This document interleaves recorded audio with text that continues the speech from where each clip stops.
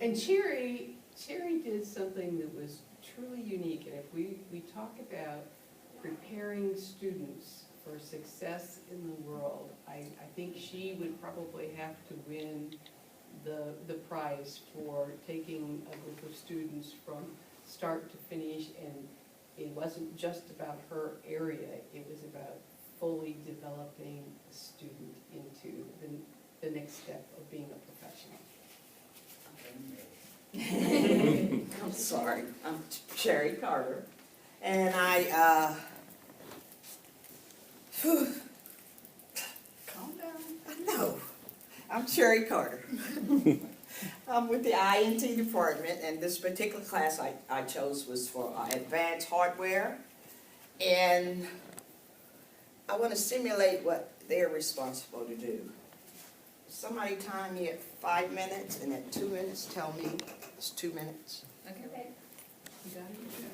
Not so sorry. I'm so excited. I'm nervous, half shy. Ready? Okay. I want to demonstrate part of the class, but I need to answer these questions. Go ahead. Okay.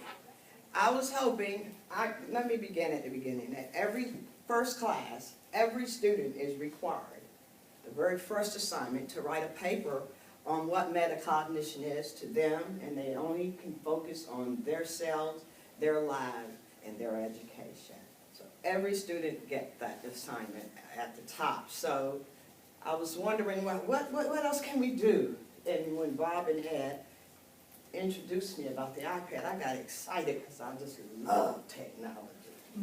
So I thought, okay, maybe we can film them at the beginning, and at the end of the year, they can look at it and look at their behaviors, see have they grown, have they picked up skills, who are you? And that was the premise for me wanting to do this, and it ended up in the classroom. We had all kinds of tools. Students had iPads, wristwatches, whew, what else y'all had? But telephones, cell phones. The only time you can use these products in the classroom is for educational purpose only. I have 2 rules in my class. 1, no hacks. 2, no cell phones for personal use. And it began to the point where they're getting better. And my primary goal is to just improve their metacognitive skills to make them more effective in the job market. And I think some of the joy that I got out of it was I've had these students over a year, 2 to 3 semesters, so I was able to gain some continuity with them and deeper understanding. Why should I use it? 1, most of our students are first-generation learners. We know we're in an advanced technological society. Just no getting around it. The computers are so ubiquitous. So I thought, okay, to give them real-life experience, improve their career opportunities, just making them more responsible. And this last one, the engagement, is what I get out of it a lot. And the way I get them to engage is by facilitating their learning instead of teaching them. I've been criticized for my type of ideology, but I'll let y'all see how it works. Every class I ask the students, and I'll ask y'all, pretend I'm your teacher. I'm hoping that you'll share knowledge that you have and teach me how to do things for myself as well. Okay, what about you? To learn something new in terms of hardware technology. Okay, you? Oh, I'm hoping you're the content expert. Okay. Guess what? Wrong answers. I'm not here to teach you anything, but I'm here to teach you how to think.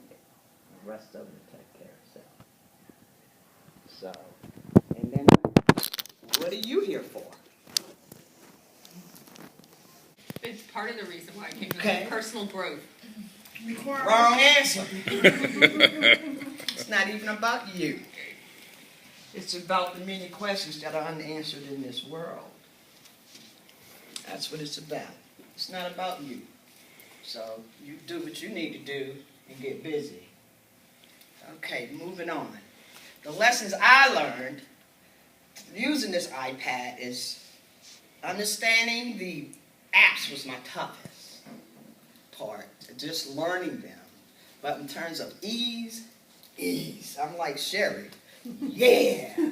I use that iPad for email around the world. I use it to set my alarm. I use it to talk to my students. I use it all the time. I love it. My students love it. But we encourage all types of devices in the class, and I've seen them this year. But go ahead. Okay, this is the article that they're given by Flavel. Every person, and it says, well, God, I've been here 3 times. I got to write, you sure do. Don't things change? You still where you were the first time you wrote that metacognitive paper? Then they stopped arguing with me. But I think the impact on the students is just awesome. I guess you can tell them your impact of what you've experienced from metacognition. Say it. Go ahead, Twitty. Just so everyone knows, my name is Lawrence. She calls me Twitty. Basically, ever since I began her class, metacognition has helped me see past what the things that you're told with the news and random events and things like that. I'm not content with just seeing things how they are. I have to explore how it happened, why it happened, where did it happen.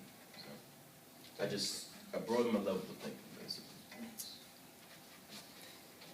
I don't have much to say, but I think we did a video of the class, and they expressed what it is to them and what their journey has been like. And this little statement, this guy, he made me cry when he said, Carter, I want to tell you my view on metacognition.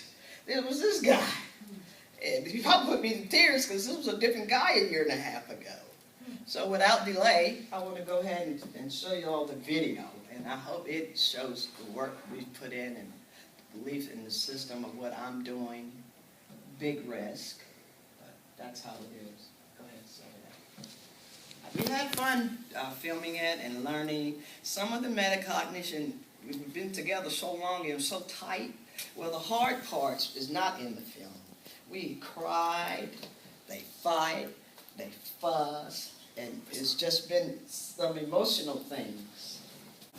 I guess the volume's right. Yeah. Oh, it's been staying up. Like since we've been born, since we came to life and things of that nature, to the point we are now.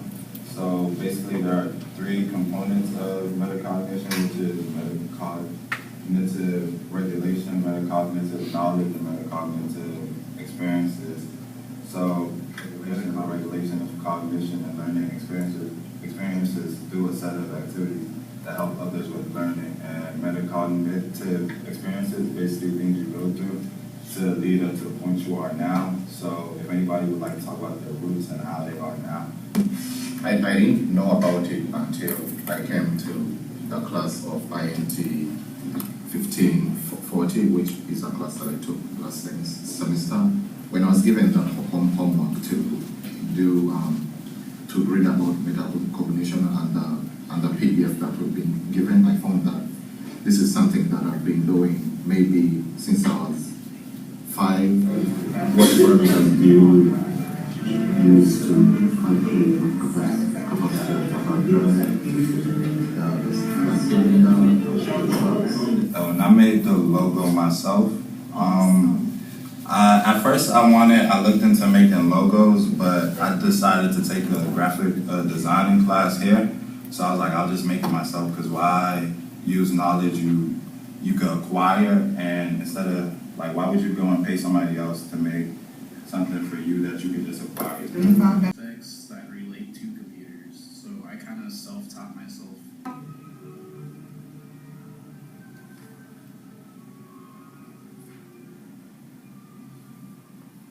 Classes that made me see why I was good at music, building stuff. So I decided I want to do computers because I was in class since I was 3 or 4. I learned how to do computers. I build them, I destroy them. I do programming. So I decided I want to stick with computers. I didn't know what metacognition was. I mean, I was doing it, but I didn't know that there was something that it was called. Excuse me.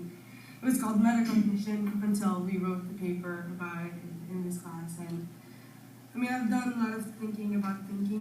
For first, and I've been selfish with putting me first and doing things that I want to do. So hopefully, the English year I filled an invention, and I'm going tomorrow to patent my inventions. Cognition, I found out when I first took this class, and if you haven't figured out, I'm an extremely shy person. It doesn't help with the camera either, but and I with that feeling, and I want that feeling again, and expand on that to advance my career, stuff like that. So I would go to the counselor, but they would not really be able to help me for what I need to do. I would go to the tech teacher, they'd be able to give me an outline, but what I really needed to do was research on my own.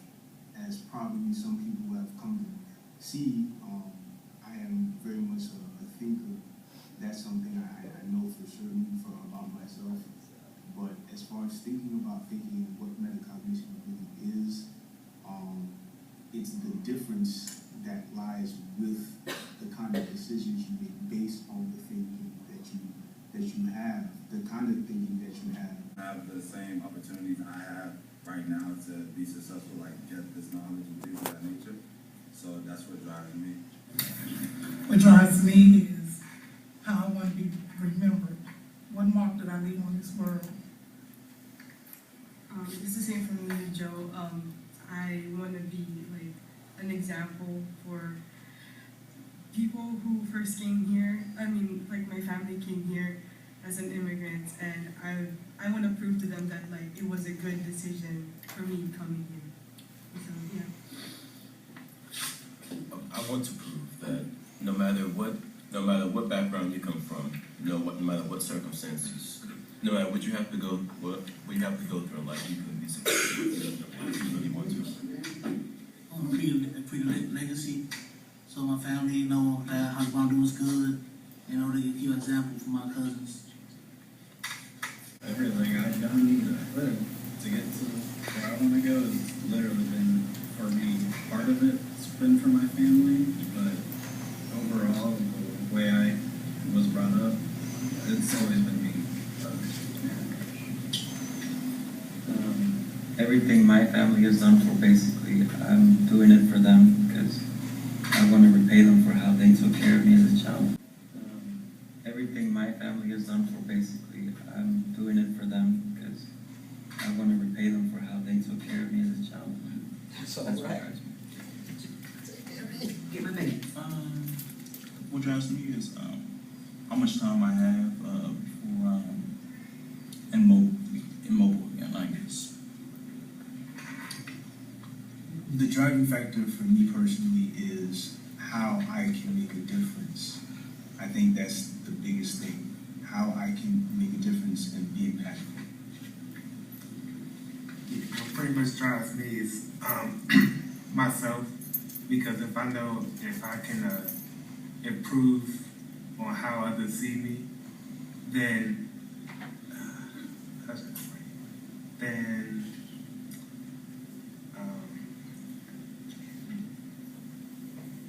if I improve on how others see me, then it will put a better impression not only on myself but on others around me and how they see me.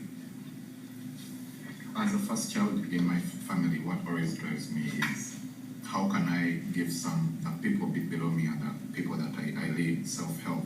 I want them to do what they can do when I'm not around. And I don't want to be policing them. They should be seeing what I do and they should be doing the same.